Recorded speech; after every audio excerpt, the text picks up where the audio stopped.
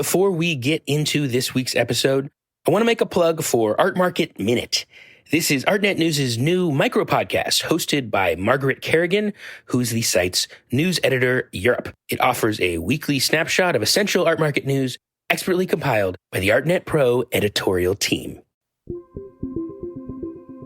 And dealers, I feel like, are less afraid to say, what do we need to do to adjust, to reset, and to survive through this downturn? Because we know that the art market has been very resilient. I'm Kate Brown, and this is The Art Angle, a podcast from Artnet News.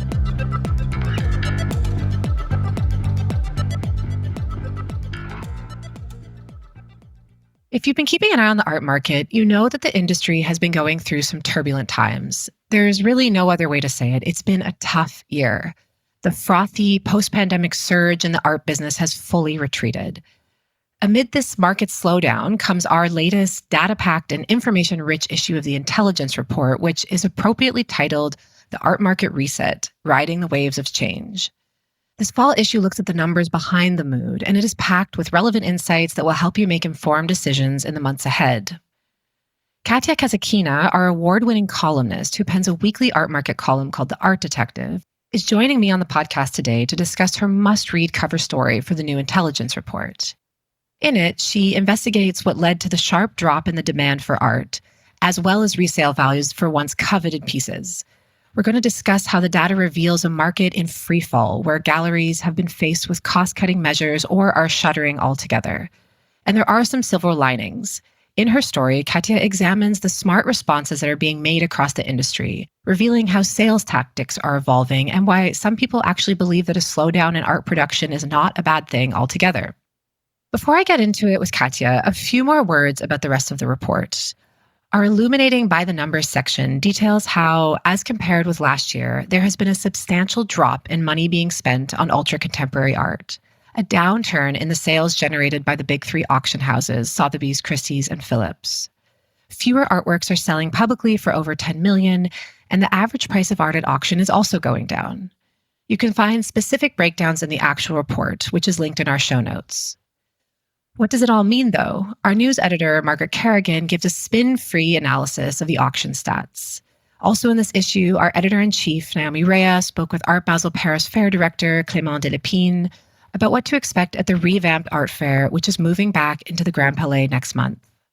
Our market reporter, Eileen Kinsella, spoke to Sotheby's Phyllis Cow about how the secondary market is adjusting its working processes amid the flux. And our marketplace section brings you the stories behind the top-selling works and the scoop on artists whose markets are on the rise even amid this slump. My colleagues have worked hard and put together an excellent issue that will help you steer through a fall market season where the road ahead feels anything but clear. Hey, Katya, how's it going? Have you recovered from last week? Oh my God, barely. Yes, I bet. Well, we had a chance to catch you last week ahead of this recording, and I took some notes, and I wrote down in my notes among more salient points what is going on. I mean, in all seriousness, the numbers from the Intelligence Report are quite staggering. Year over year, sales for ultra-contemporary work at auction, so for a younger set of artists born after 1974, is down by 39%. And the dip in sales between the three biggest auction houses is also down 29% compared to last year. So this doesn't exactly paint a pretty picture. So let's get into some of the different factors that are influencing this in a bit. But I thought we could start with one line from your report, which I thought really said it all. Mihail Lary, he's a prominent art collector who you had interviewed for the beginning of your feature, told you that accumulating art for the sake of accumulating art is just so 5 years ago. I loved this. What does he mean here? Oh my God, when he said it, it really was such a brilliant, brilliant way of summarizing the vibe, right? But also the reality. Because that's kind of what we're trying to untangle every time we're doing these reports. What's the vibe versus what's reality of the market? And sometimes it's not that easy to do. So when Mihail said that, and I guess why it struck a nerve with me so much is that I've been hearing about it in different ways from many, many people. That people slow down in their acquisitions in part because they bought so much and they were just like this sense of grabbing, just grabbing stuff, like Right. not even art. People weren't even thinking about it as art. They were just grabbing stuff. And it's an awful way, again, of talking about art, which we all love. But there was this sense of frenzy. There was this sense of FOMO. There was a sense of like, something that we can buy now for nothing, that will go up 10 times or 110 times. And there was this fever dream post-pandemic with people locked in, nothing to do, free money, sort of. And, I think that is over. And it took a while for people to realize that that's over. It really took 2 years for the market to adjust to the change. But I think the change is here and people are not afraid to admit it. Collectors are not afraid to say that we're really hitting the brakes. We have too Mhm. much. And dealers, I feel like, are less afraid to say, what do we need to do to adjust, to reset, and to survive through this downturn?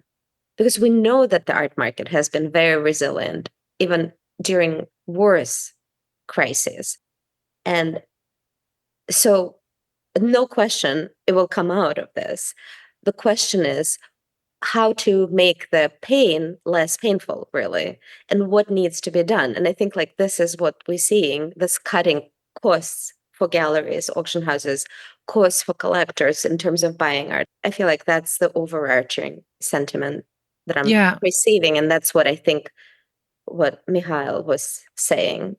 You scan through this moment post pandemic, which I think is really vital to understanding the situation that we're in 2024. There was a very frothy market as things started to open up again. Can you just sort of outline what happened in the past few years quickly and what this challenging macroeconomic environment that you describe in the report is being influenced by? It's like a dissertation, really. Yeah, sure.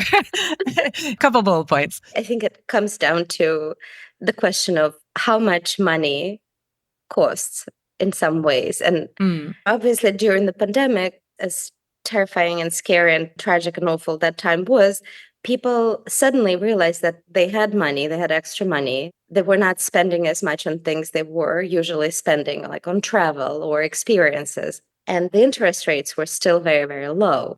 So a lot of other industries saw the same, I guess, move, like retail investors were just like, where can we make money? And so art market became one of those areas that saw a tremendous growth, not necessarily from its core collector base, but this completely new wave of buyers who are not necessarily collectors, but really buyers, investors. It's a very different mindset.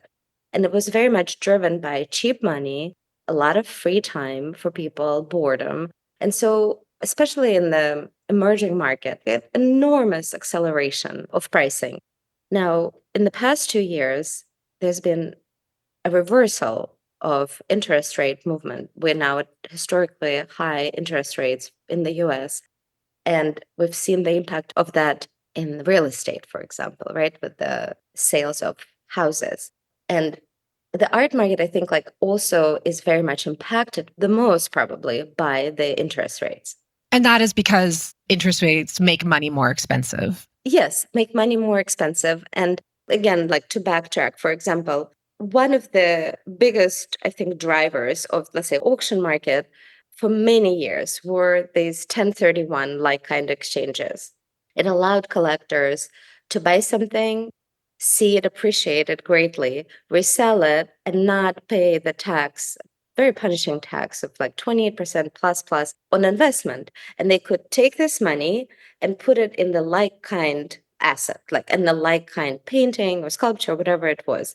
And so they didn't pay taxes and they bought more and more art. And that really fueled the trade tremendously for many years. Then under Trump, that legitimate loophole went away as far as art market concerned.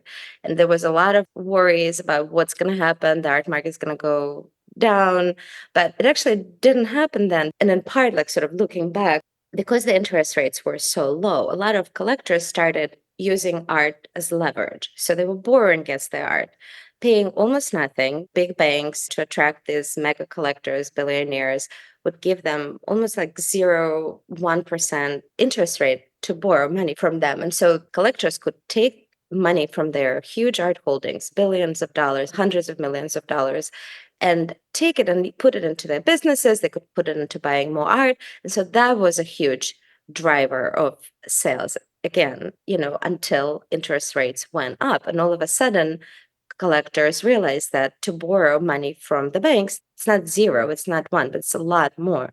So this arbitrage wasn't working. And so they also scaled back on these acquisitions, on these loans. So they weren't buying as much, right? So there's a drop in acquisitions, and that, of course, affects the pricing. Now, people are seeing most recently, when I talked, let's say, with Philip Hoffman of the Fine Art Group, they have a lot of clients abroad in the Middle East and Asia. And so he kind of explained it to me. He said that on the one hand, you have art prices that are in decline. On the other hand, if somebody puts money in the bank, it's going to earn them 5-6%. But that almost all of a sudden seems like a safer bet. Just to keep the money in the bank is safer than putting it into this artwork that may go up or most likely may not. The perception dictates so much in this business. So there are these two forces that I think affected very much the acquisitions and sales also, because confidence goes down, auction prices are not as high. Discretionary consigners to auctions may say and do say, let's wait. Let's see what's happening with interest rates. Let's see what's going to happen with the US presidential election. This is not the best time to sell. There's too much risk. Yeah. Uncertainty is not good for the art market. And it's also not good for the stock market normally. And what you were just describing reminds me of buying on margin, which is something that people do in the stock market. And yet, as you briefly mentioned in your piece, the stock market is actually rallying right now while the art market is sort of teetering in this very uncertain state. How come those two things are not seemingly as related as one would think? Well, I think that the interest rates is one thing. And then usually the art market trails the stock market by, historically 6 months. But it's what another person I interviewed in the article, art advisor Wendy Cromwell, said, that there's so many conflicting factors. And that's really, I think, a key point. People made shitloads of money in the past year alone because the stock markets have been really very strong. It's not necessarily that people have less money. They just, and this is what she said, which I thought was great and ended up on the cover of our report.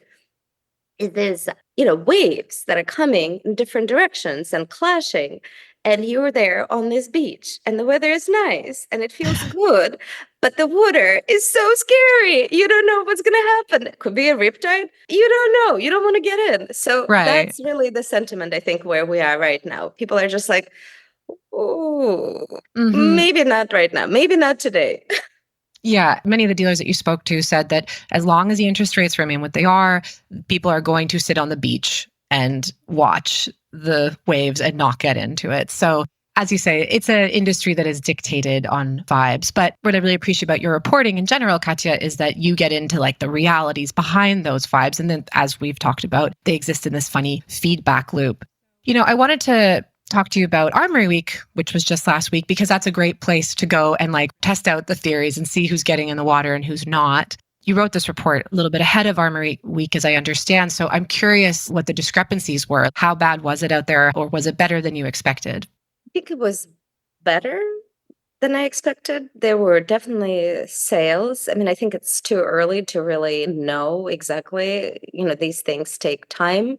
What I heard from previous fairs is that a lot of sales that seem to be happening at the fair actually fall through. After the fair, they may not happen. People cancel, or people just don't pay for months and months and months. That's been a reality for many galleries as well.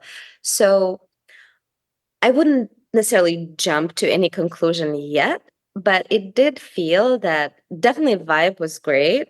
People felt, yay, I mean, it's back to school. What's not to love it? People haven't seen each other for a few weeks or a few months, and it's a big reunion. Tribeca was totally kicking. New York was so amazing. There were Chelsea Opens. There are sold out shows, or one show. I know definitely one sold out show. Oh, do tell. Yeah. So David Kordansky in Chelsea has Hillary Patches, and her new paintings, very exuberant and beautiful. and interiors and cats. Escapism at its best. We love it. I know. Even Christmas tree, Definitely escapism. So that show is sold out as far as I understand. And prices are 125 to 225, 100,000, which is below her auction performance recently. So great. Congratulations. At the Armory, there were sales. I don't know if there were like sold out booths, but I think what happened over the summer, people really readjusted their expectations. And to go back to what we were talking earlier, we saw a new wave of buyers, artists, and dealers since the pandemic who've only experienced an incredible high and going from strength to strength to strength, and prices doubling and quadrupling. And perhaps this, I don't know if it's fair to say it's a generation, because I don't know necessarily generationally where they fit, but I see it as a new wave of players. They're not familiar with a downturn at all. And this is the environment where sold out shows were a norm, where an auction, an untested artist could go from an estimate of 20 to 30,000 to like $1 million. There were crazy, crazy results we've seen that really dwarfed everything that has come until then in this, let's say, in ultra contemporary segment. So I think what I'm hearing from dealers now, they're saying, look, 60 to 70% sold show is really good. This is the new normal, perhaps. That's the new normal. Right. Selling 2 very expensive paintings out of, 25 is good. I don't know, I'm making up these numbers right now, honestly, but the readjustment of expectation is very real. And to me, what's really interesting, and the theme I've been hammering since March, is all collectors I've spoken to agree that prices on the primary market have become really very high. Dealers were just raising them for no reason, doubling like every couple of years, every season, every new show. And now there is a pushback, and collectors don't want to pay those prices. And dealers say, look, you have access. You didn't have access before. Now you have access. And collectors say, okay, that's great, but that's not the price I want to pay. Like, nor should I have to, because it doesn't track with the auction sales, for example. And just for listeners who might be hearing these terms for the first time, what's the difference between the primary and the secondary market? Primary market prices are set for the new work. So an artist makes a work, consigns it to a gallery, and they sell it. Those are primary market. So it's the first time the work is offered to the market, basically. When any resale subsequently is called secondary market. So that's why auction sales are all for the 99.99999% is secondary market, because it's by definition a resale. So that's really the main difference. Sometimes auction houses have recently tried to capture the primary market excitement, and so sometimes they offer works by very hot, very in-demand artists for charity. And then an artist would consign a new work to the auction, and that would be effectively a primary sale. But that's very, very rare. So primary, new work, secondary, resale. Maybe you can talk a bit about like how these prices have been going down. You bring up some great examples. You spoke to a collector in your piece who had a wild experience of this kind of discrepancy. I think it was like, 150% higher than he got it for later.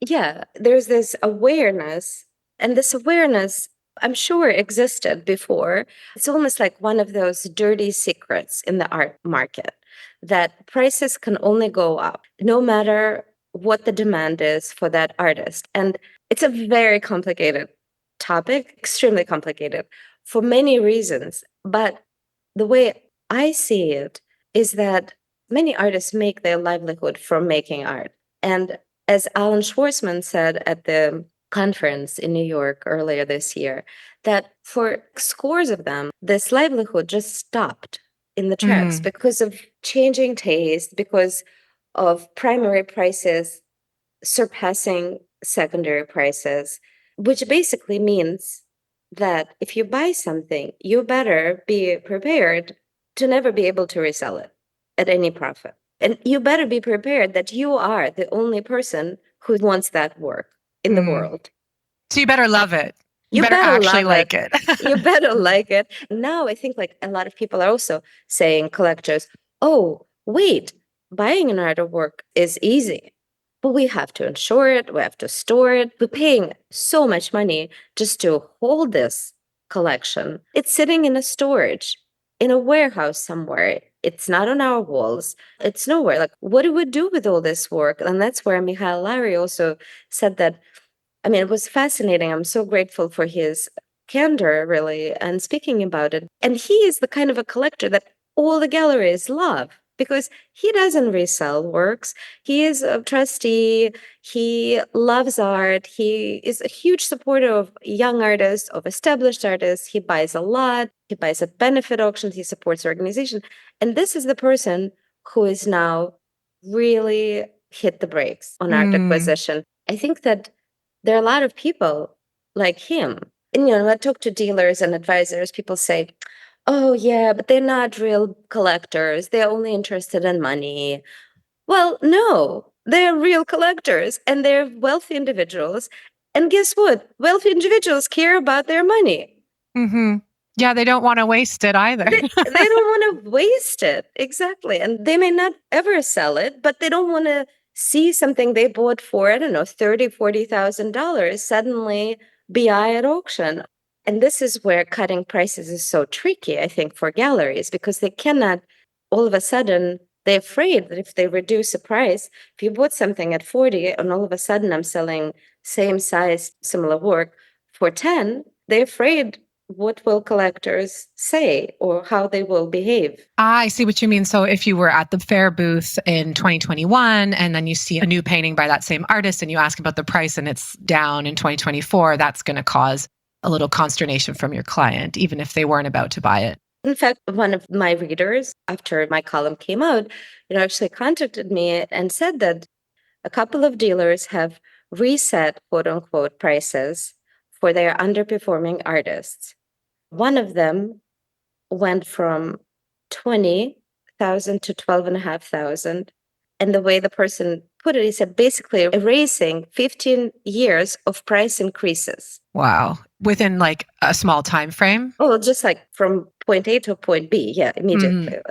So prices were, let's say, at 20, now they're 12.5. So the person is saying it took 15 years to get from 12.5 to 20, and the dealer cut them back to 12.5. And he said, we can either sit and look at your paintings or we can lower prices to where I can sell them. Interesting. That's the predicament where I think a lot of galleries are at. And this is a very radical kind of situation for galleries to be at. And I'm very curious to see what happens, in coming months.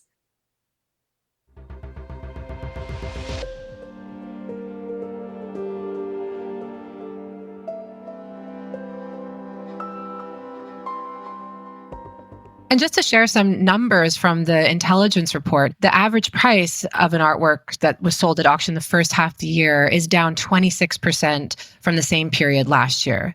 And that number is, the average is 27,000. So these anecdotes really are grounded in the data from across the board. Like these numbers are dropping substantially. So it'll be interesting to see what happens throughout the rest of the year. As you say, just to go back to something you were saying, you were talking about galleries, new and old, who are experiencing this belt tightening. And of course, some have lived through it if they were around in 2008, and some are of the post-Lehman era. But both kinds have been having to face cost cuts and ultimately, in some cases, closures.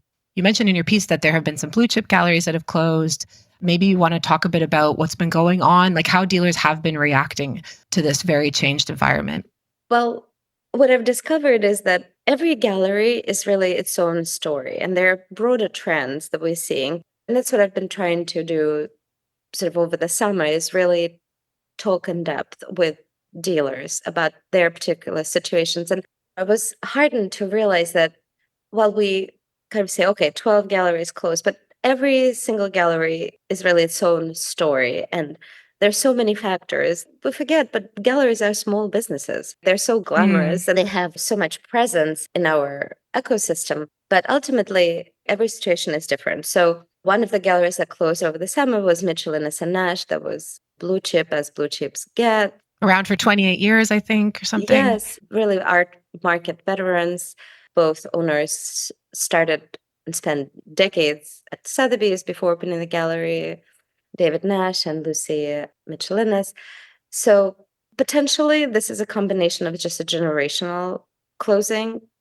I don't know, maybe their daughter was involved. It could be a number of factors, like I said, but I also see this as a gallery that's been around for many years. And while it's very sad, but I feel like maybe there is that side of the conversation. And then there are younger galleries who have huge overheads. And if a gallery sells art for this kind of emerging price range, which have increased quite dramatically as well, but if the gallery is expected to do the fairs, support the production of artwork, but if they don't sell enough work at the fairs, or if the artwork is not expensive enough for them to cover costs and to cover their overheads, it's just too much.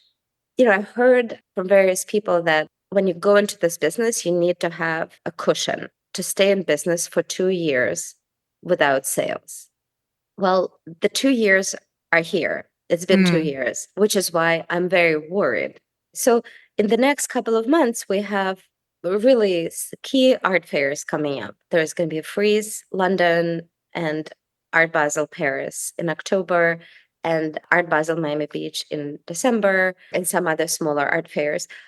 And I think for a lot of galleries, how they do at these fairs is really going to determine whether they're going to be able to stay open or not, which is why, I kind of keep drumming this beat, but this is a really key season for so many people. Like so much is at stake. So much is at stake. I always say it all the time. So much is at stake. But I really feel like so much is at stake because it hasn't been great and people really have been scrambling. However, again, I've talked to dealers who've done well over the summer, even though the summer was totally dead overall.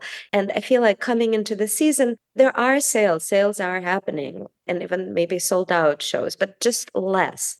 I feel like some hard decisions have to be made to reduce costs, to be able to stay afloat. Right. You also mentioned in your piece some of the galleries that have done some cost cutting, like as Werner and White Cube restructured their staff a bit, and some galleries have closed some outposts. Right. And also I learned that House and Worth and Somerset also restructured the operation and reduced some part-time staff. I think it's just what a smart business does. If you're not bringing in as much money, if your revenue declines, that's unfortunately what happens. And you see it all the time after a disappointing auction season like we had in May. What do? They lay off staff. That's just what happens, unfortunately. Thinking about this vibes versus reality dichotomy, when you were reporting for this piece, it was in the wake of what some people were kind of saying was a pretty decent edition of Art Basel. And it was this edition of Art Basel in Basel where even Wirth had said enough with the quote unquote doom porn. The market is resilient and sort of framed it as a more human pace, which could be true as we've been talking about, like what is a healthy market sort of remains to be something that is really defined. But I'm curious, as you mentioned in your piece, that actually that fair was a lot more disappointing than people had led on. And obviously one can understand why people want to make it sound a little bit better than it is because they don't want to spook collectors further. Can you speak a bit about that as well? Because you mentioned it in your piece. Sales didn't materialize and things were canceled, and perception, like I said before, is everything in the art world. And in our intelligence report, we look at numbers and try to go behind the numbers to tell the stories of these numbers.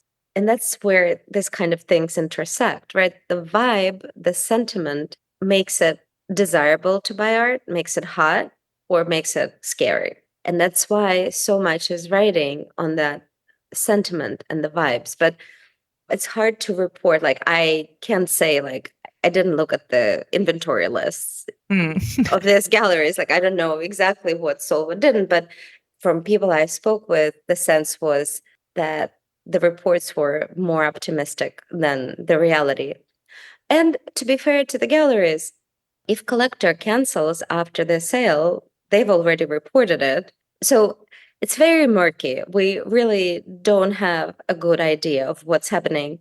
at these galleries. However, I did hear from very good source that what they started doing, the mega galleries, is revising their sales targets and really looking under the microscope of the offers that come in, of the expenditures they put out to woo these collectors and to bring them in versus the offers versus the sales.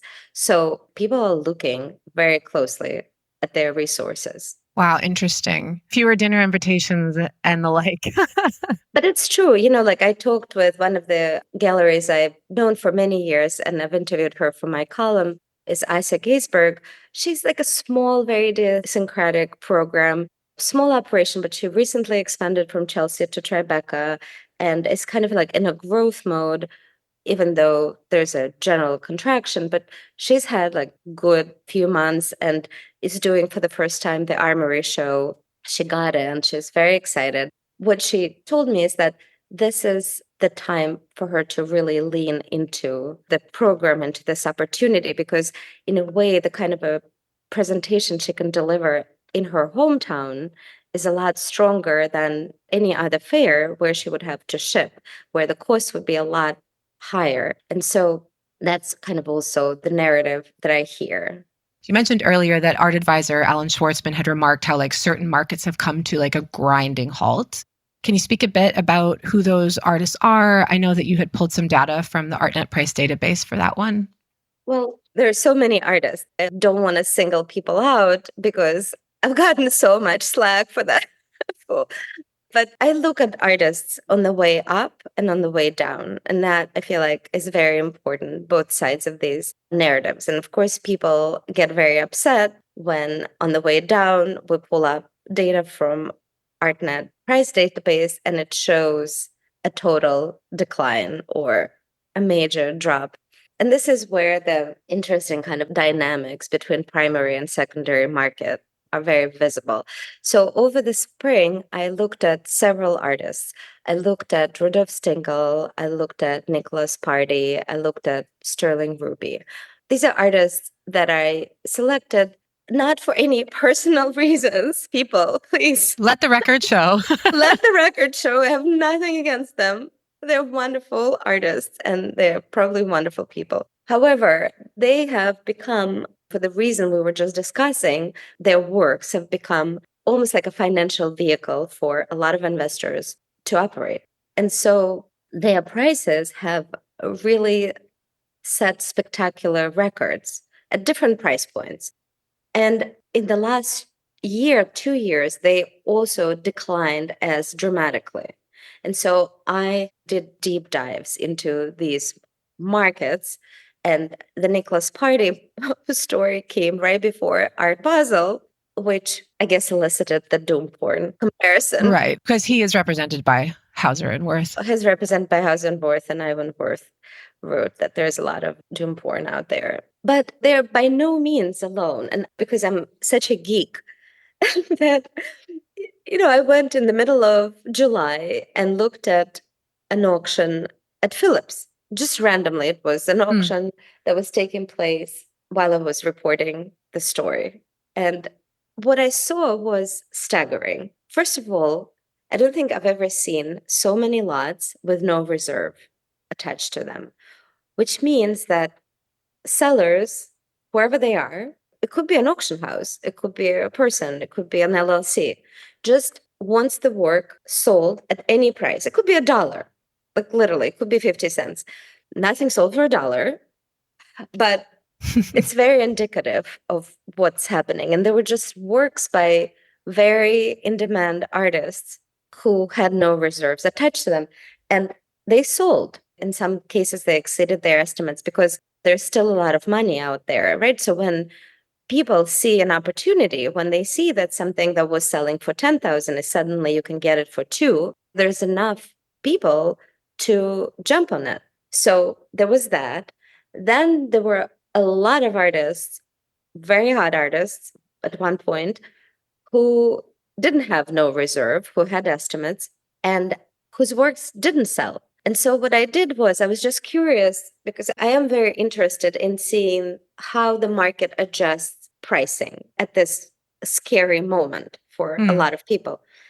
So I tracked just randomly, honestly. Some works may have looked familiar to me or an artist that I've written about before. And I just went back and looked in Artnet price database if they have been repeat sales. And I found a lot of repeat sales, or rather, in some cases, I found a lot of repeat non sales. One work that I'm writing about in the intelligence report is a painting by Nate Lohman, Ciao Bella. And that painting was sold initially with Massimo De Carlo, a very well respected blue chip gallery in Italy, in 2012. In 2015, it appeared at Phillips with an estimate of 80,000 to 120,000. It didn't sell. Then in 2020, it appeared at auction again, and the estimates were 50% less. They were 40,000 to 60,000. So it goes from 80 to 120 to 40 to 60,000 estimate. That work didn't sell either. It didn't sell again, second time at auction, flop. And then in July, it came back up for auction again, and the estimate was 15,000 to 20,000, and it also didn't sell. So basically, within that span of time from 2015 until now, the estimate value of this work went from, like, if I take the midpoint, from 100,000 to 17,500. So this work got burned 3 times. And that is because of also, not that this necessarily would have had that, but are there fewer guarantees being made in sales? No. These types of auctions are very interesting for me, and I always find real insight into the market. There really isn't any guarantees in this type of auction. It's just people dumping work. They don't want it back. They don't want to store it. This is real trade in a way. I feel like without any bells and whistles. And theater, probably not many people may have been paying attention to this auction. It was in the middle of July. And yet a lot of things moved. There wasn't a safety net of a guarantee for this work, and there was no reserve. So the seller was still willing to sell at any price. right? Because my guess, just judging by the initial estimate, 80 to 120,000, that the person probably paid somewhere around that amount when he or she bought it. And what's really interesting, and that's where I think there's resistance and pushback by collectors. And again, don't want to pick on Nate Lohman at all, but he has a show coming up at David's Warner in LA. I think it opened last week, it was opening this week. And they also presented his work at Frieze, New York, and the prices were much higher. They went into like 300,000. So we're seeing here a real disconnect between primary prices that are in hundreds of thousands of dollars. I think they maybe started around 80 for some new work and then went up into 300,000 range. And the resale market for earlier work, which was at the time as desirable, unable to resell. And that's what I think is spooking a lot of collectors right now. Certainly spooking them off of the primary market, because how can you trust any of the prices that you see when you see this kind of reporting? Another thing that is important to keep in mind is that financial investment is only one driver of recent boom in the art market, but there are other drivers, and one of them is just social cachet, which should not be underestimated. So there are people who are willing to pay very high primary prices to be, quote unquote, part of the club, Right. and to be seen as people who have the access at galleries, who know what's the next hottest artist, or who are invited to these exclusive dinners and parties, who have access to the artists, who get invited to come to their studios and things like that. So there are a lot of that going on. And earlier in the spring, when I was writing about that specific topic, there are people who view it as almost like a club membership. And so maybe they're willing to take a loss. So maybe they don't care if, new work by Nate Lohman will set them off $300,000, but they're going to have access to David's Warner and the gallery and the program and everything that comes with it. And maybe they don't really care about its resale value at all. And so they buy primary work because it telegraphs something very important on a social level. Or maybe they just also like the work, which is something that, you talk about again, is this decoupling of the market from taste, right? And a return to a sort of intrinsic value. 100%. So there must be some silver linings here, right? Like every crisis creates some opportunities. What would those be, in your opinion, to look out for in the next few months? Well, the way I see it, and I don't know, I'm not an investor in art or I'm not a collector, but to me, what I found very refreshing is the decoupling that you mentioned before. I think that that's so necessary at this moment. And the art world has become so focused on financial aspect. And we talked for an hour about it. And the focus was on the investment, more less on art. People were not necessarily buying because they loved it. They just wanted to see good returns. And of course, there are people who always buy for the right reasons, so to speak. But when you're spending so much money on something, you kind of are forced to really think about the financial aspect of art, just because we're talking about, even at the entry point, about tens of thousands of dollars. It's a lot of money. I wrote about it because I really saw it as the most clear manifestation of this was the exhibition of Christopher Wool in New York. He was really the artist where I came into the market, where his work has become so much about money, how much collectors were willing to spend for it, and like up to $30 million at its peak. And he was troubled by that. So what he did with this show, he found a space, this raw office space in financial district in New York with, I think, 16, 17 windows all around looking out on Hudson River and Statue of Liberty and beautiful views and a really particular space, but it was perfect for his work that he decided to show there. And there were paintings and works on paper and photography and lots of new sculptures he's been making in Marfa, Texas. And to me, the way I felt about it was that it was like a palate cleanser for me. I suddenly could see his work without any number signs and dollar signs attached Or to it. frenetic energy of buyers lurking around because nothing was for sale. Right. And also, like, his work has been exhibited mostly in kind of this wide cube of a gallery, or I've seen a lot of them in auction sales rooms. So, and this was a very raw space that emphasized the rawness of the work. And what he did, which was also, in my view, quite brilliant, is that he had nothing for sale. Nothing was available. And the focus really wasn't the paintings that became kind of very tradable objects. It was his vision. It had no immediate commercial underpinning. And it really cleared the air. It allowed you to see the work. People were raving about the show. Somebody actually, I interviewed for the intelligence report, also said that the smartest thing an artist with a sinking market could do right now is to go underground and to make no work available for sale and to really think about what they're doing, but not to sell. Instead of churning another show, another show, another show, go in the reverse direction, in the opposite direction.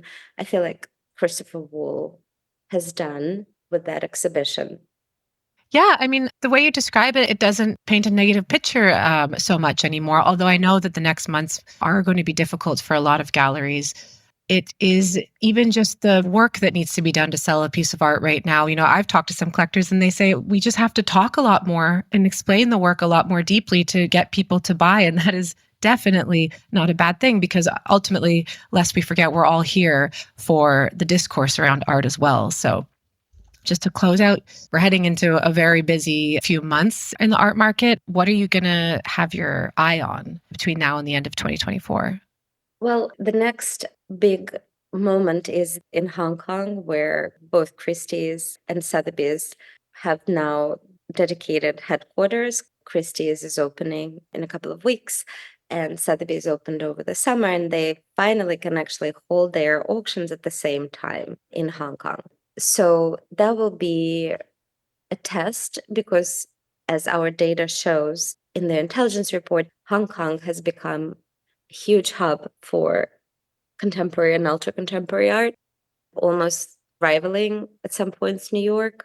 I think over the past 5 years, there was a moment when they were very close, and maybe even Hong Kong was tipped a little bit ahead of New York at one point. So that would be very important. And from what I hear, auction houses are having a hard time getting really top material for auctions. There are also going to be auctions in October in London, coinciding with Freeze London. So that would be the next, let's say, big moment. And then I'm really excited about Art Basel Paris. I'm planning to go. See you there. Yeah, see you there. I'm looking forward to seeing the refurbished Grand Palais. That would be the first time Art Basel will be in the Grand Palais. So I feel like there's a lot of anticipation and excitement around that. Again, vibes versus trades. We're going to have to decipher a lot. Our job is cut out for us, Kate. Yeah, for sure. And then there'll be Art Basel Miami Beach in December. And before that, auctions in November in New York. Right. So there's a lot of activity in the next 3-4 months. There is an expectation that interest rates will be cut a little bit, 25 basis points to 50 basis points. So that should help, I think, a little bit on the buy side. And there are already 2 estates. One was locked by Sotheby's, one by Christie's. One of them has a Magritte Empire of Lights, which I heard has a very, very aggressive estimate, like $80 to $120 million. Oh, wow. I don't know. I don't have a confirmation, but that's what the trade is talking about. And then there is a very large Monet Nymphaeus painting of water lilies, which is, of course, the most desirable works by Monet. So Monet is at Sotheby's, Magritte is at Christie's, and hopefully they will draw in more masterpieces because, as we see in our data, really a very big contraction is at the very top of the market. So 1 painting, 2 paintings can really make a whole difference. Right. Well, this has been fascinating, Katya, and I am looking forward to your weekly column covering behind the scenes of all of these key events that you just mentioned. I really recommend to everyone to read your amazing feature in the New Intelligence Report. It was totally illuminating. So thank you for breaking it down with me here today. Oh, thank you so much. Yeah, and I'm excited to see you in Paris very soon. Me too. Me too. That's it for this week's episode. If you like what you heard, you can subscribe to the show on Apple Podcasts, Spotify, or wherever else you get your podcasts. Also, do take a moment to rate and review us. It will help other listeners discover what we're doing. The Art Angle is produced by Sonia Manalili and Carolyn Goldstein. Thanks for listening, and see you next week.